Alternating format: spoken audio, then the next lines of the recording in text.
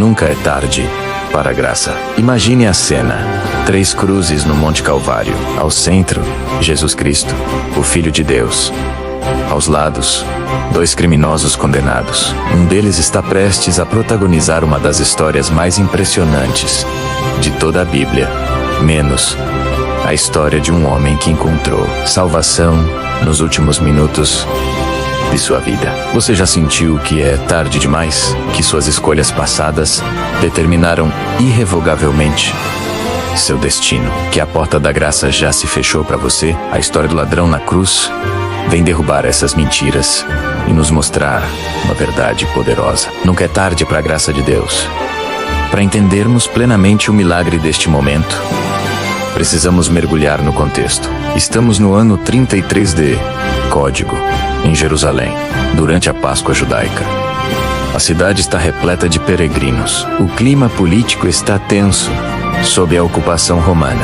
A crucificação era o método de execução mais cruel e humilhante do Império Romano. Não era apenas uma forma de matar. Era uma declaração pública de total desonra. Os romanos crucificavam escravos, rebeldes, revolucionários e os piores criminosos. Era uma morte lenta, agonizante, pública. Jesus foi condenado por razões políticas e religiosas falsas. Ao seu lado, 2 lestai, palavra grega que significa mais do que simples ladrões. Eram bandidos possivelmente revolucionários. Homens envolvidos em crimes violentos. A tradição sugere que poderiam até fazer parte do grupo de Barrabás, o criminoso que foi solto no lugar de Jesus. Lucas 23, 32-43 nos traz o relato. Também foram levados 2 criminosos para serem executados com Jesus quando chegaram ao lugar chamado Caveira. Ali o crucificaram com os criminosos, um à sua direita e outro à sua esquerda. Jesus disse: Pai, perdoa-lhes, pois não sabem o que estão fazendo. E os soldados dividiram as roupas dele, tirando sortes. O povo observava e as autoridades o ridicularizavam, dizendo: salvou os outros, salve-se a si mesmo. Se é o Cristo de Deus, o escolhido. Os soldados também zombavam dele. Aproximavam-se, oferecendo-lhe vinagre e dizendo: se você é o rei dos judeus, salve-se. Havia um letreiro acima dele: este é o rei dos judeus. Um dos criminosos crucificados ao lado de Jesus o insultava: você não é o Cristo? Salve-se a si mesmo e a nós. Mas o outro criminoso o repreendeu, dizendo: você não teme a Deus? Nem estando sob a mesma sentença, nós estamos sendo punidos com justiça, porque estamos recebendo o que os nossos atos merecem. Mas este homem não cometeu nenhum mal. Então ele disse: Jesus, lembra-te de mim quando entrares no teu reino. Jesus lhe respondeu: degoli a verdade. Hoje você estará comigo no paraíso.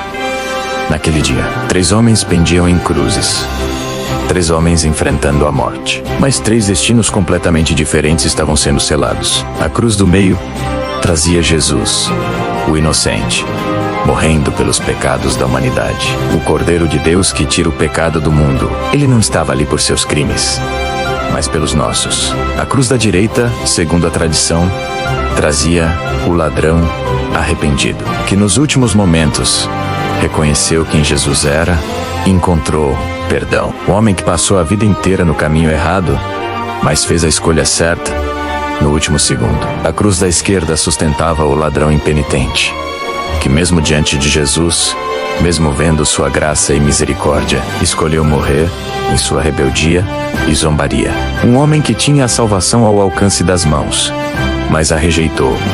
A mesma proximidade a Jesus, a mesma situação, mas escolhas radicalmente diferentes, com consequências eternas. O tema que percorrerá todo este estudo é: a graça de Deus não tem prazo de validade.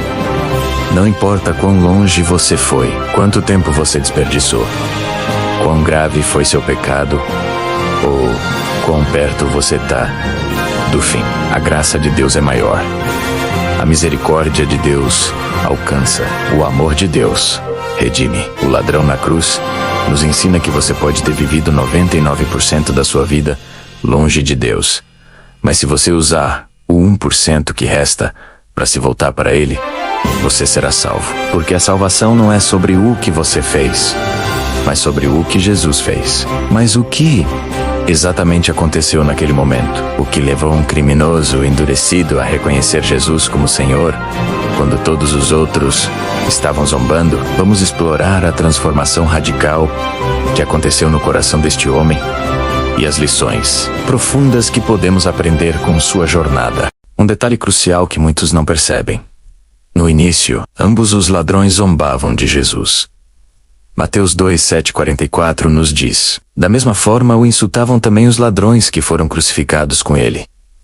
Mas algo mudou. Algo transformou o coração de um daqueles homens.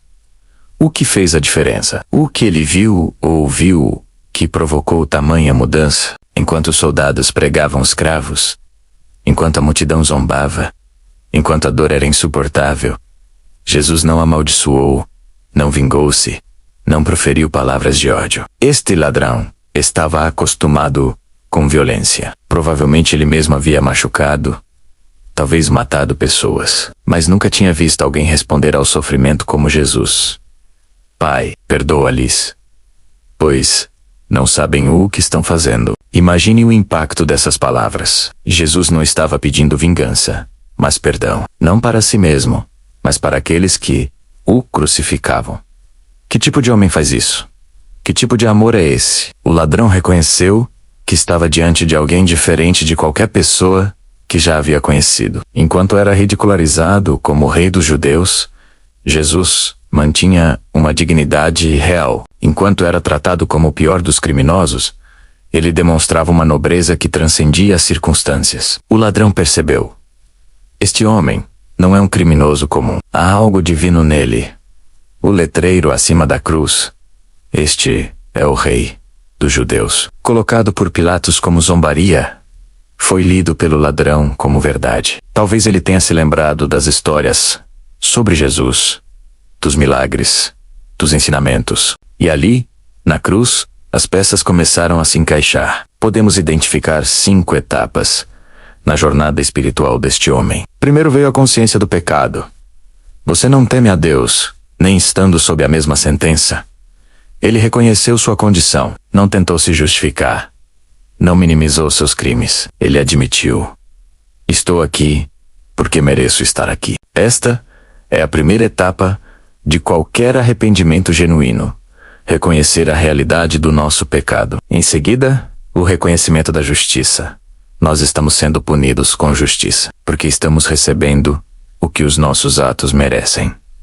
Ele não culpou a sociedade, o sistema, sua infância difícil ou suas circunstâncias. Ele assumiu responsabilidade total por suas escolhas. Isso é raro e profundo, menos aceitar que merecemos as consequências de nossos atos. Então veio o reconhecimento da inocência de Jesus. Mas este homem não cometeu nenhum mal. Em um momento de clareza divina, ele viu o que os líderes religiosos, os soldados romanos e a multidão não conseguiram ver. Jesus era inocente. Mais que isso, Jesus era perfeito, santo, sem mancha. A quarta etapa foi o reconhecimento da identidade de Jesus. Jesus, lembra-te de mim quando entrares no teu reino. Esta é uma das declarações de fé mais impressionantes da Bíblia. Pense no contexto. Jesus está sendo crucificado como criminoso. Está sangrando, sofrendo, morrendo.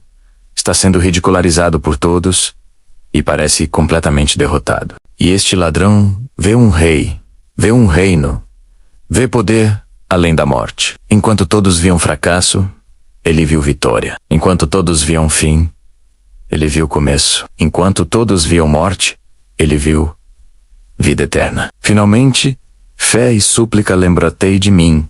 Não me salve desta cruz. Ele sabia que era tarde para isso. Não me dê outra chance na terra. Ele aceitou as consequências. Mas, lembra-te de mim no teu reino. Uma oração de fé em vida após a morte. Em ressurreição. Em eternidade. É impressionante a profundidade teológica da fé deste homem. Sem nunca ter ido a uma escola bíblica, sem ter estudado teologia, ele compreendeu verdades que muitos estudiosos não entendem. Ele reconheceu sua pecaminosidade, entendendo que era pecador e precisava de salvação. Reconheceu a santidade de Jesus, vendo que Jesus era diferente, puro, sem pecado. Reconheceu a autoridade de Jesus, chamando-o pelo nome pessoal, com intimidade e reverência. Reconheceu a soberania de Jesus, falando do teu reino, reconhecendo autoridade e poder. Reconheceu a eternidade, olhando além da morte e vendo vida eterna. E exerceu fé simples. Não fez promessas, não ofereceu obras, apenas creu e pediu. O contraste com o outro ladrão é devastador. Ele viu o mesmo Jesus, ouviu as mesmas palavras, estava na mesma situação e tinha a mesma oportunidade, mas escolheu diferente. Escolheu zombar. Escolheu rejeitar. Escolheu endurecer seu coração. Isso nos ensina que proximidade não garante salvação. Estar perto de Jesus não é suficiente. É preciso abrir o coração. Conhecimento não é o mesmo que fé. Saber sobre Jesus é diferente de confiar nele. E oportunidade exige resposta menos. Ter a chance não basta. É preciso responder à graça. Mudar de opinião é difícil. Admitir que estava errado é humilhante. Fazer isso publicamente, diante de todos, é ainda mais difícil. Mas o ladrão arrependido fez exatamente isso. Minutos antes, ele zombava de Jesus junto com a multidão. Agora, ele o defende. Ele não teve medo do que o outro ladrão pensaria. Não se importou com o que a multidão diria. Ele tinha encontrado a verdade e não estava disposto a perder por orgulho. Isso nos ensina. Nunca é tarde para fazer a escolha certa, mesmo que signifique admitir que você estava errado. E então veio a resposta de Jesus. Uma resposta que ecoaria através dos séculos, trazendo esperança a milhões. Uma resposta que contém promessas profundas sobre a natureza da graça, da salvação e da vida eterna. Digo-lhe a verdade. Hoje você estará comigo no paraíso. 7 palavras em português. 11 palavras no grego original. Uma das declarações mais poderosas que Jesus já fez. Vamos desempacotar cada elemento desta resposta extraordinária. Jesus começa com digo-lhe a verdade. Uma afirmação de certeza absoluta. Amém? Ou, em verdade vos digo, era a forma de Jesus enfatizar a importância e veracidade do que estava prestes a declarar. Não era uma esperança vaga. Não era uma possibilidade. Era uma promessa garantida. Jesus, mesmo crucificado, mesmo morrendo, tinha autoridade para fazer declarações eternas. Isso nos mostra que a autoridade de Jesus persiste mesmo no sofrimento, que suas circunstâncias não diminuem seu poder, que a palavra de Jesus é confiável e que quando ele promete, ele cumpre. A salvação é uma certeza, não uma probabilidade. Não dependia de méritos futuros, mas da palavra presente de Cristo. A palavra hoje é absolutamente revolucionária. Não eventualmente, não depois que você provar que mudou, não quando você merecer hoje. Esta palavra nos ensina que a salvação não exige um período de prova, que a graça não está condicionada a obras futuras, que o perdão de Deus é imediato quando há arrependimento genuíno, e que não há purgatório, onde precisamos pagar por nossos pecados. O ladrão não teve tempo de ser batizado, frequentar uma igreja, fazer obras de caridade, compensar suas vítimas, consertar seus erros ou provar sua mudança. E ainda assim, hoje ele seria salvo. Isso destrói qualquer teologia baseada em méritos humanos. Hoje também elimina nossas desculpas. Não podemos dizer, vou me converter quando for mais velho, e se não houver mais velho, não podemos dizer, preciso primeiro arrumar minha vida. A vida só se arruma com Cristo. Não podemos dizer, não é o momento certo. O momento certo é agora. Não podemos dizer, ainda tenho tempo. Ninguém tem garantia de amanhã. Hoje também revela algo profundo sobre a morte para o cristão. Jesus não disse, você estará no paraíso, após o juízo final ou na ressurreição. Ele disse hoje: a morte para o crente é uma transição imediata da presença temporal de Cristo para a presença eterna. Paulo confirma isso em 2 Coríntios 5:8. Preferimos estar ausentes do corpo e habitar com um Senhor. Jesus não fez uma declaração genérica. Ele olhou para aquele homem específico e disse: você. Esta palavra carrega implicações pessoais profundas. Deus nos conhece individualmente. Não somos apenas números em uma multidão. A salvação é pessoal. Não herdamos fé. Cada um precisa ter um encontro pessoal com Cristo. Jesus se importa com cada pessoa menos. Mesmo nos seus últimos momentos, ele dedicou atenção a um criminoso moribundo. Imagine a emoção deste homem ao ouvir o Filho de Deus dirigir-se a ele pessoalmente. Ele, que provavelmente nunca teve valor para a sociedade, agora era visto e conhecido pelo próprio Deus. Estará, tempo futuro, com certeza presente. Não talvez, não se você for digno, não se tudo dar certo, estará a certeza absoluta. Esta certeza nos ensina a segurança da salvação, que quem está em Cristo está seguro, que a promessa é confiável, baseada no caráter de Deus e não no nosso, e que a fé olha para o futuro com confiança. Não vivemos em dúvida, mas em esperança firme. Talvez a palavra mais linda de todas: comigo. Não apenas no paraíso, mas comigo no paraíso. O céu não é maravilhoso apenas por suas mansões, ruas de ouro ou ausência de sofrimento. O céu é céu porque Jesus está lá. A presença de Cristo é o que torna o paraíso paradisíaco. O ladrão pediu: lembra-te de mim. Jesus respondeu: você estará comigo. Que upgrade de uma memória distante para uma presença eterna. Comigo revela a natureza relacional da salvação. Não somos salvos apenas de algo do inferno, mas para algo relacionamento com Deus. A vida eterna não é apenas duração infinita, mas qualidade de relacionamento. Conhecer a Cristo não é informação sobre Ele, mas comunhão com Ele. João 17:3 confirma.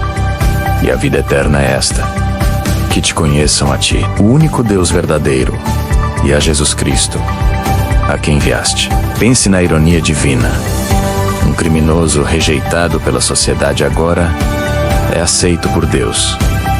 Um homem que viveu longe de Cristo agora passará a eternidade com Cristo. Alguém que não tinha direito a nada recebe a maior honra: a presença do Rei. Isso nos lembra que no reino de Deus, a graça inverte nossas expectativas. Os últimos são os primeiros.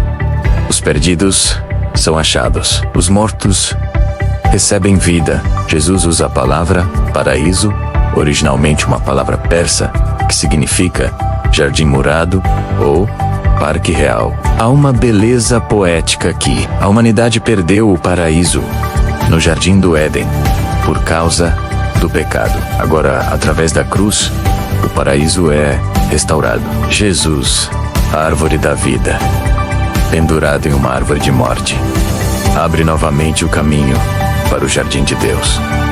O paraíso é um lugar real, não um estado de consciência. É a presença de Deus, como Paulo descreve em 2 Coríntios 12:4, ao falar de ser arrebatado ao paraíso. É alegria completa, sem dor, sofrimento, lágrimas ou morte. Conforme Apocalipse 21:4, é restauração total. Tudo o que o pecado destruiu será renovado. É comunhão perfeita com Deus e com outros redimidos. Interessante notar que Jesus fala do paraíso como algo acessível hoje, antes mesmo da ressurreição final. Isso nos ensina que há um paraíso intermediário, onde os crentes vão imediatamente após a morte, e um paraíso final, menos a nova terra e os novos céus após a ressurreição. Ambos são gloriosos. Ambos são com Cristo. Ambos são promessas firmes. A resposta de Jesus ao ladrão revoluciona várias áreas da teologia. Primeiro, confirma a salvação pela graça, através da fé. O ladrão Não tinha obras para apresentar, tempo para melhorar ou oportunidade de se redimir. Ele tinha apenas fé. E isso foi suficiente. Paulo escreve em Efésios 2, 8-9. Porque pela graça sois salvos, mediante a fé. E isto não vem de vós, é dom de Deus, não de obras, para que ninguém se glorie. A salvação do ladrão prova que a obra de Cristo na cruz é completamente suficiente. Não precisamos adicionar nada. O sangue de Jesus pagou totalmente a dívida. Também demonstra a imediatez da salvação. Não há período de espera, purificação ou prova. O arrependimento genuíno resulta em aceitação imediata e confirma a segurança do crente. Se um criminoso pode ter certeza de salvação, baseado apenas na palavra de Jesus, quanto mais nós, que temos o testemunho completo das Escrituras e a obra contínua do Espírito Santo. Esta história maravilhosa não é apenas um registro histórico. Ela é um espelho que nos força a confrontar nossas próprias escolhas e atitudes. A história do ladrão na cruz não é apenas teologia abstrata. Ela contém verdades práticas que podem transformar nossa vida hoje. A primeira grande lição é que nunca é tarde demais para recomeçar. Quantas pessoas vivem prisioneiras da mentira de que já é tarde demais? Já vivi tanto tempo longe de Deus. Já fiz coisas terríveis demais. Já desperdicei muitos anos. Já machuquei pessoas demais. O ladrão na cruz destrói esse mito. Ele literalmente estava nos últimos minutos de vida. Se não era tarde para ele, não é tarde para ninguém.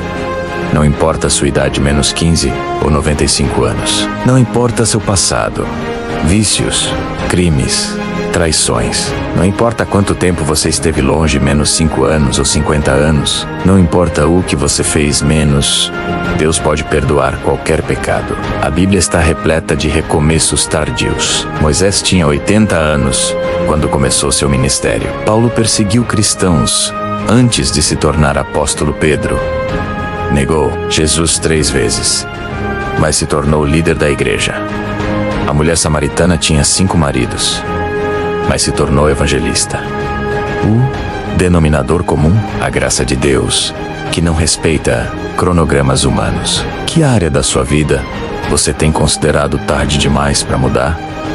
Que mentira você precisa deixar de acreditar hoje? A segunda lição é que a salvação é simples, não complexa. O ladrão não fez um curso de discipulado, uma confissão formal, elaborada, uma oração decorada específica, ou uma série de rituais religiosos. Ele simplesmente reconheceu seu pecado.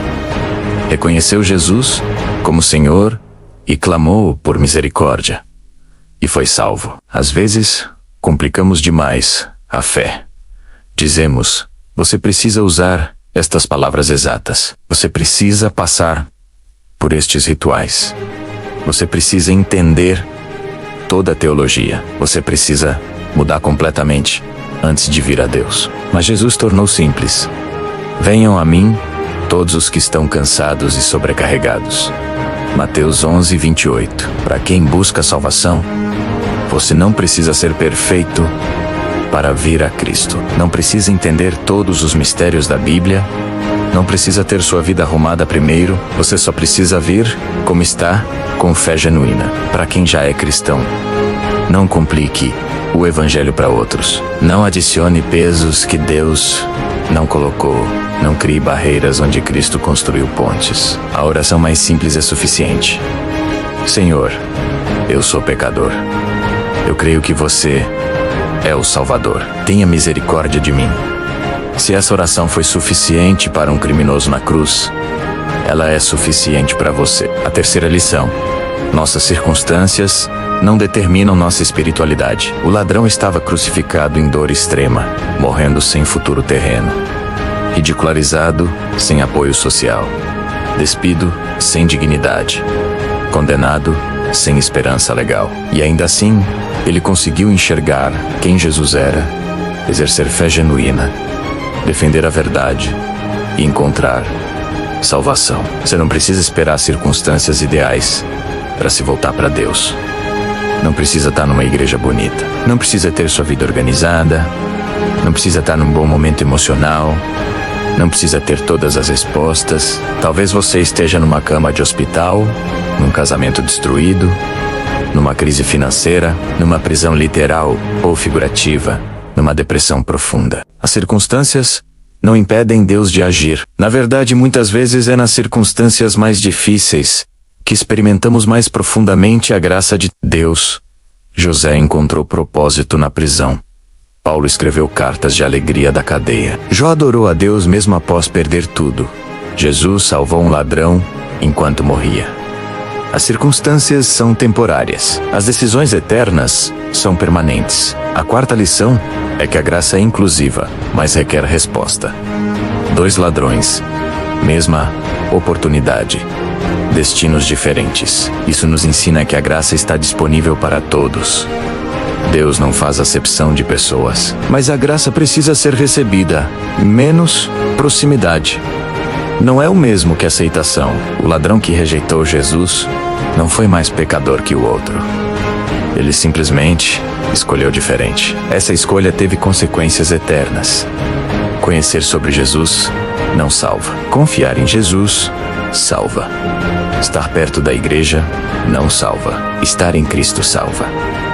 Ouvir o Evangelho não salva. Responder ao Evangelho salva. Pergunte-se honestamente: você está apenas próximo de Jesus ou está em Cristo?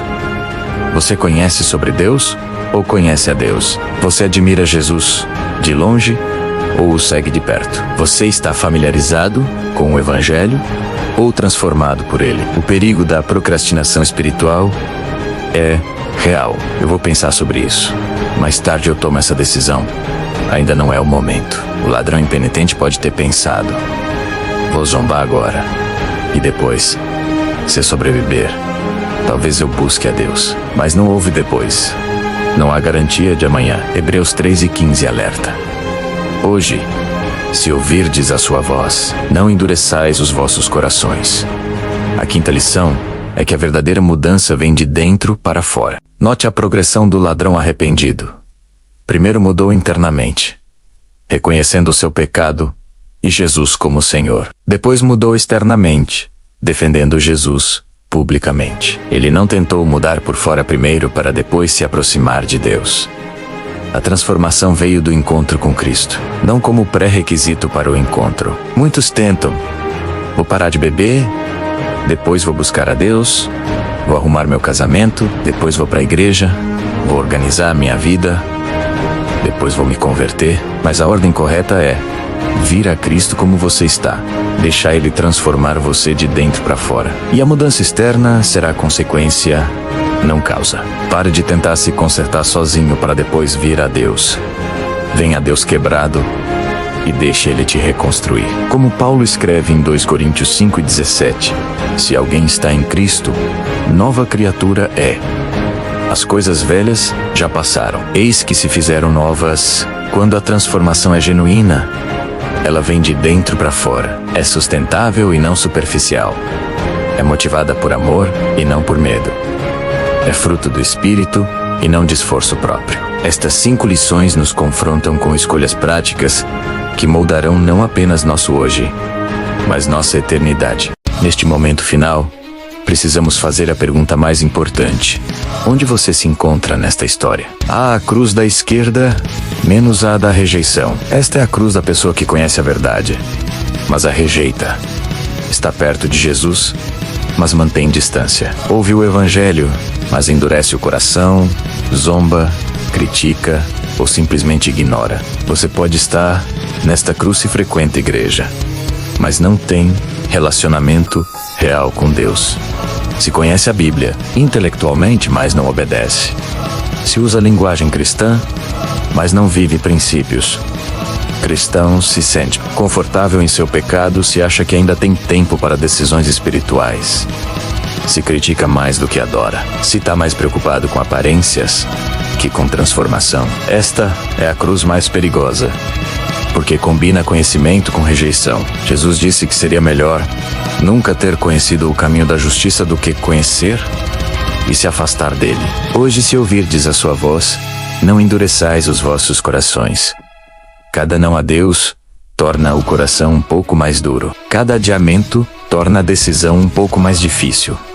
Não presuma que terá outra chance. Há a cruz da direita, menos a da redenção. Esta é a cruz da pessoa que reconhece seu pecado honestamente. Vê Jesus como ele realmente é. Clama por misericórdia, sem desculpas. E confia na graça, acima de méritos próprios. Você está nesta cruz quando admite que precisa de salvação? Reconhece que não pode se salvar sozinho. Vê Jesus como Senhor e Salvador. Está disposto a se arrepender. Confia mais em Jesus, que em si mesmo está pronto para seguir a Cristo. E não apenas admirá-lo. Quer uma transformação real e não apenas religiosidade. Se esta é sua cruz, você tem a mesma promessa que o ladrão recebeu. Hoje você estará comigo no paraíso. Não é sobre ser perfeito. É sobre ser honesto. Não é sobre merecer.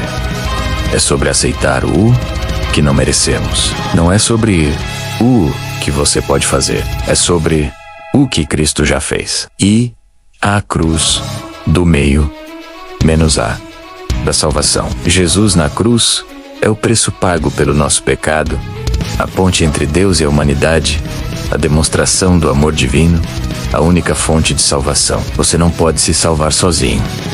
Todos pecaram. O pecado tem uma consequência menos o salário do pecado. É a morte. Jesus pagou o preço. Cristo morreu por nós, sendo nós ainda pecadores. A salvação é pela graça através da fé. Não vem de obras. E a decisão é pessoal. Menos cada um precisa responder individualmente. 3 perguntas definem seu destino. Primeira, você reconhece que é pecador e precisa de salvação? Não compare-se com outros. Compare-se com um padrão de Deus. Perfeição absoluta. Todos nós falhamos. A questão é, você admite isso? Segunda, você acredita que Jesus Cristo é o Filho de Deus que morreu por seus pecados e ressuscitou? Não basta acreditar que Jesus existiu ou que foi um bom professor. Você crê que Ele é Deus, que Ele morreu em seu lugar, que Ele venceu a morte? Terceira, você está disposto a confiar em Jesus como seu Senhor e Salvador, arrependendo-se de seus pecados e seguindo-o? Arrependimento não é apenas sentir culpa a menos. É mudança de direção. Senhorio não é apenas crença. Menos é submissão. Você está pronto para isso? Este é o momento. Não deixe para depois. Não endureça seu coração. Se você nunca entregou sua vida a Cristo, você pode fazer isso agora. Não precisa de um pastor. Não precisa de uma igreja. Não precisa de testemunhas. Você precisa apenas de um coração honesto e uma fé simples. Senhor Jesus, eu reconheço que sou pecador e que preciso de salvação. Eu creio que você é o Filho de Deus, que morreu na cruz pelos meus pecados e ressuscitou ao 3º dia. Eu me arrependo dos meus pecados e peço que você me perdoe. Entre na minha vida como meu Senhor e Salvador. Transforme-me de dentro para fora. Eu confio em você, não em mim mesmo. Eu me entrego a você completamente. Obrigado por me amar e me salvar. Em nome de Jesus, amém. Se você fez essa oração com sinceridade, você acabou de fazer o que o ladrão fez. E a promessa de Jesus é a mesma para você. Salvação garantida, vida eterna assegurada, céu confirmado. Se você já é cristão, mas está distante, talvez tenha feito essa decisão anos atrás, mas se afastou. Seu primeiro amor esfriou. Sua paixão por Jesus diminuiu. Sua vida cristã se tornou rotina. A boa notícia: você pode voltar. Hoje, se confessarmos os nossos pecados, Ele é fiel e justo para nos perdoar os pecados e nos purificar de toda injustiça. Se você tomou a decisão de seguir a Cristo, conte a alguém. O ladrão confessou Jesus publicamente, mesmo arriscando mais zombaria. Conte a um amigo cristão, a um pastor, alguém de confiança. A fé, que não é confessada, tende a não perdurar. Leia a Bíblia começando pelo Evangelho de João. Conheça mais sobre este Jesus em quem você confiou. A Bíblia é alimento espiritual. Você precisa dela para crescer. Ore diariamente. Converse com Deus. Não precisa ser formal ou eloquente.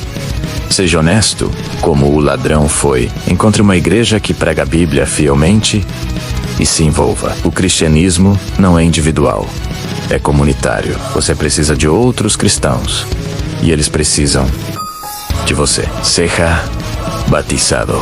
O batismo não salva, mas é um passo de obediência e testemunho público de sua fé. E compartilhe sua fé. Você experimentou algo maravilhoso. Não guarde para si. Não importa quão longe você foi. A graça alcança mais longe. Não importa quão profundo você caiu menos. A misericórdia é mais profunda. Não importa quão escuro está seu passado. Menos a luz de Cristo é mais brilhante. Não importa quão tarde você acha que é menos.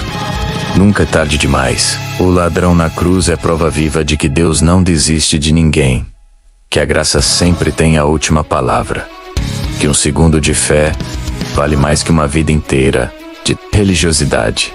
E que Jesus salva até o último momento. Hoje você ouviu a história de dois ladrões. Dois homens na mesma situação. Dois destinos eternos diferentes. A diferença, uma escolha. Qual cruz você escolhe? A cruz da esquerda, menos rejeição, orgulho, dureza de coração. Ou a cruz da direita, menos humildade, arrependimento, fé em Cristo? Lembre-se, neutralidade não é opção. Não escolher é escolher a cruz da esquerda. Escolha hoje. Escolha Cristo. Escolha a vida. Eis que estou à porta e bato. Se alguém ouvir a minha voz e abrir a porta, entrarei em sua casa e cearei com ele. E ele comigo. Jesus está batendo. Você vai abrir? Pai Celestial, obrigado pela história poderosa do ladrão na cruz. Obrigado por nos mostrar que nunca é tarde para a sua graça. Obrigado por Jesus, que mesmo na cruz, continuou salvando. Que cada pessoa que ouviu esta mensagem tome a decisão certa. Que ninguém endureça seu coração. Que todos escolham a cruz da redenção. Para aqueles que decidiram seguir a Cristo hoje, confirma-os, guarde-os, transforma-os. Para aqueles que se reaproximaram de ti, restaure-os, renove-os, reavive-os. Em nome de Jesus, o Salvador da cruz. Amém. Nunca é tarde para a graça. Hoje é o dia da salvação. Escolha Cristo. Escolha a vida.